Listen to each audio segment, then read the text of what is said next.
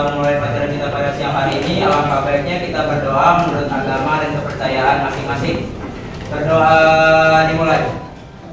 Berdoa selesai. Memberi salam. Assalamualaikum. Waalaikumsalam warahmatullahi wabarakatuh. Bagaimana kabarnya hari ini? Alhamdulillah luar biasa. Alhamdulillah luar biasa. Allahu Akbar. Alhamdulillah hari ini kita masih diberikan kesempatan Allah. Apakah yang kita mendengarkan Allah Subhanahu wa taala yang sampai sekarang masih memberikan kita kesempatan untuk bernapas, yang menghirup oksigen dengan bebas dan gratis. Salam semoga selalu berada kita pada junjungan Allah Nabi besar Muhammad sallallahu alaihi wasallam. Baik, silakan berdiri semuanya. Kita akan menyanyikan lagu wajib nasional Tanah Airku. Silakan berdiri semuanya.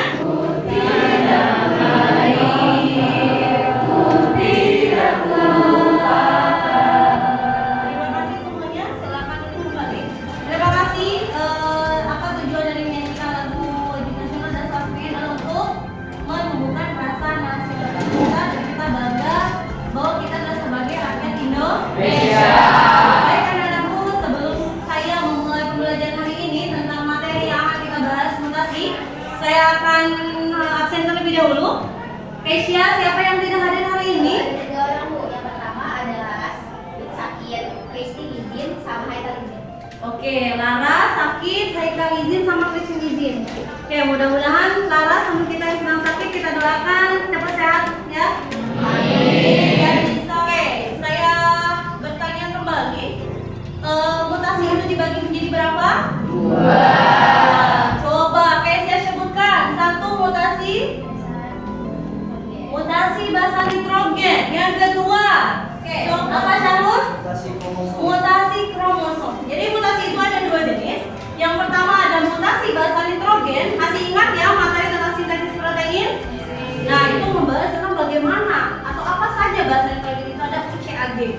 Nah, oke, sebelumnya saya ingin memperlihatkan gambarnya. Saya ingin memperlihatkan gambar. Sebentar.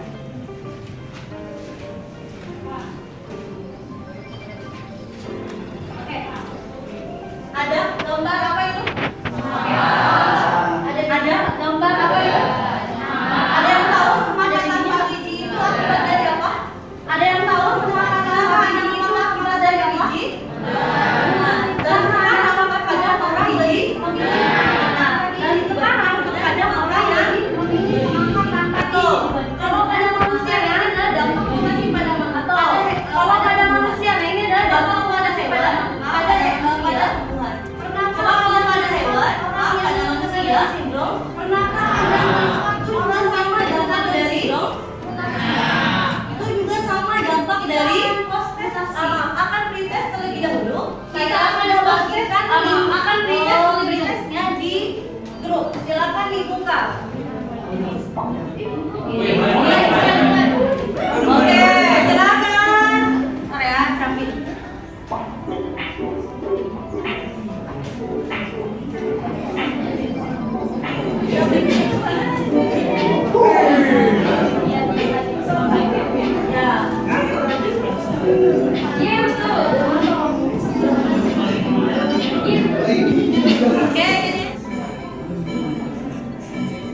Oke, good semuanya, terima kasih banyak. Tapi saya bagi dulu kelompok. Untuk kelompok 1, Alia, Almas, Keisha, Leli, Anissa, dan Dita. Di mana kelompok putri? Kelompok Alia. Apakah ada yang mau ditanyakan terlebih dahulu terkait tentang penyebab dan dampak mutasi? Silakan. Yo, silakan. Oke, Bintang. Ada nggak sih Bu kalau misalnya bahaya nggak sih Bu? Apa namanya mutasi itu? Misalnya untuk manusia deh, bahaya nggak? Oke, bahaya nggak sih mutasi untuk manusia? Ada yang bisa jawab? Silakan. Ayo, semuanya ada yang bisa jawab? Bahaya nggak sih mutasi terjadi pada manusia? Bisa bahaya. Bisa bahaya, bisa enggak. Oke, yang bahayanya misalkan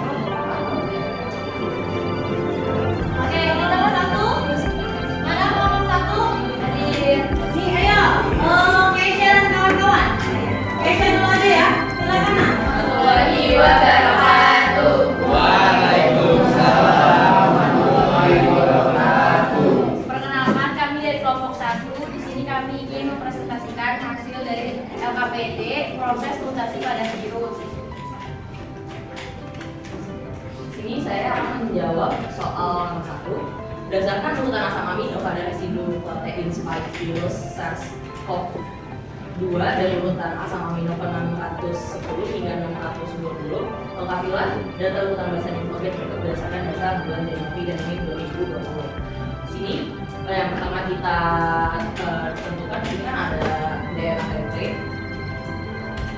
Karena di sini DNA template-nya CAA, kalau diubah ke DNA non template-nya jadi GDT, ini GAA diubah menjadi CDT, ATA diubah menjadi AT, GTT diubah menjadi CAA.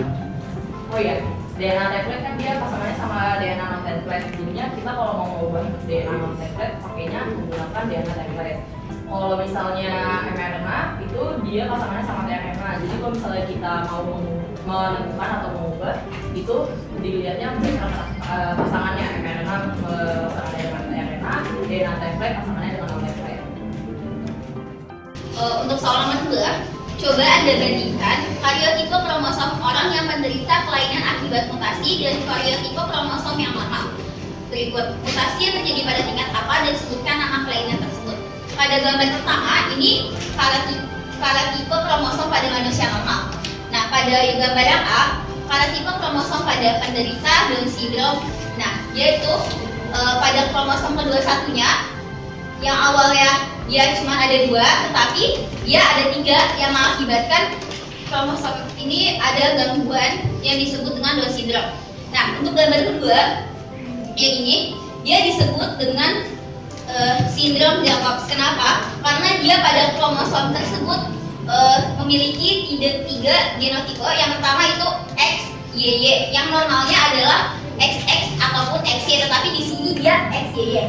Dan pada gambar ketiga ini dinamakan sindrom Klinefelter. Dia pada gambar ininya dia X, kromosomnya dia XXY, yang normalnya seharusnya XX ataupun XY. Selanjutnya pertanyaan yang ketiga akan dibacakan oleh Leni. Pertanyaan nomor 3, apakah Down syndrome bisa dicegah? Jika bisa dicegah, bagaimana caranya? Jelaskan. Down syndrome dapat dicegah karena Down syndrome merupakan kelainan yang disebabkan oleh kelainan jumlah kromosom. Pencegahan Down syndrome juga dapat dilakukan dengan cara gaya atau pola hidup sehat, hamil di usia yang dianjurkan, cukupi kebutuhan asam folat dan saat hamil, dan hindari paparan bahan-bahan berbahaya. Ada pertanyaan? Oke, sudah selesai. Persentasenya ada yang ditanyakan, silakan. Boleh? Aku izin kamu. Ya, namanya siapa? Nama saya Hazim Rismadia dari kelompok 4. Izin bertanya, untuk apa saja sih faktor-faktor mutasi alami yang terjadi dalam mutasi? Oke, faktor mutasi alami yang terjadi dalam mutasi, penyebabnya bagaimana ya? Iya. Berdasarkan pencarian kami di Google, faktor penyebab mutasi gen alami itu dapat disebabkan oleh sinar ultraviolet, sinar radioaktif yang ada di alam, adanya kesalahan saat replikasi DNA, dan sinar kosmis atau sinar luar angkasa. Sekian presentasi dari kami, kurang lebihnya mohon maaf. Wassalamualaikum warahmatullahi wabarakatuh. Oke, selanjutnya kelompok siapa yang mau tampil? Oke, kelompok Putri dan kawan-kawan sudah dikirim pertanyaan ke Saga, sudah silakan ibu.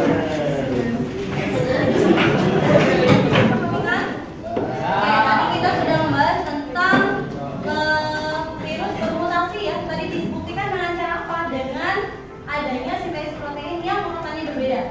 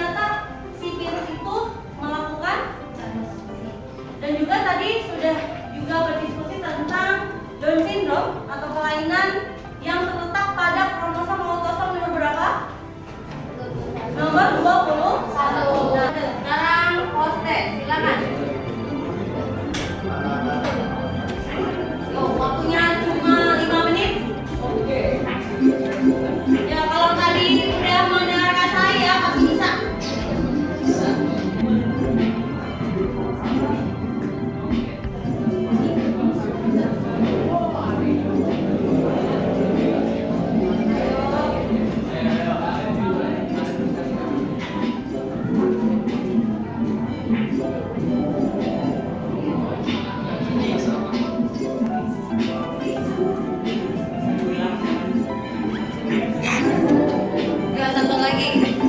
Mati. Nih, kalau ini benar, saya 100. ini benar ya.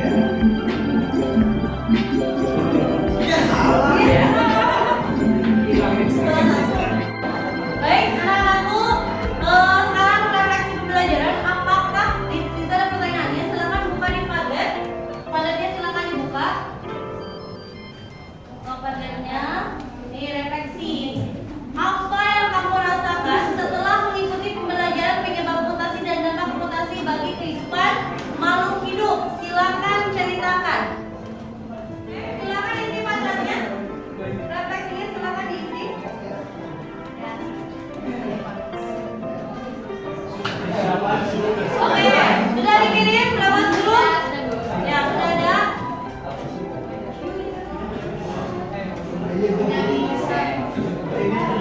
Ada yang mau menyimpulkan? Iya, silakan. Beberapa aja. Iya, enggak.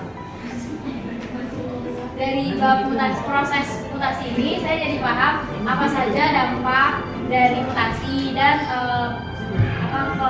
pengertian tentang mutasi, yaitu kesalahan replikasi RNA.